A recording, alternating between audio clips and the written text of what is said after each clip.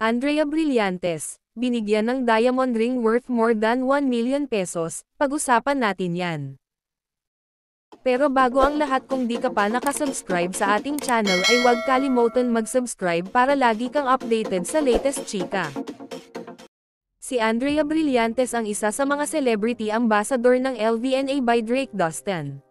Siya ang special guest sa formal na pagbubukas ng Fine Diamond Jewelry Store sa Clark City Front Mall Branch sa Clark, Pampanga, noong Sabado ika-23 ng Nobyembre taong 2024. Isang malaking sorpresa ang natanggap ni Andrea dahil binigyan siya ni LVNA owner Drake Dustin Ibay ng diamond ring na nagkakahalaga ng mahigit sa 1 milyong piso.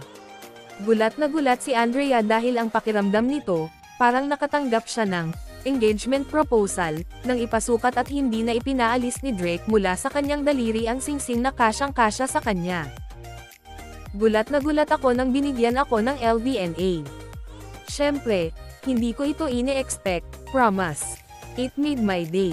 Ito na yung gift na all-in-all ng 2024.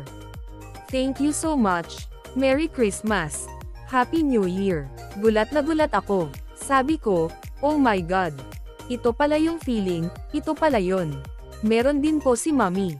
Sobrang generous ng LVNA, sobrang sobra, hindi makapaniwalang reaksyon ni Andrea dahil sa mamahaling alahas na regalo sa kanya. Anong masasabi nyo sa ating chismis ngayon? Mag-comment na at subscribe para updated ka sa latest chika na gaya nito. Maraming salamat po.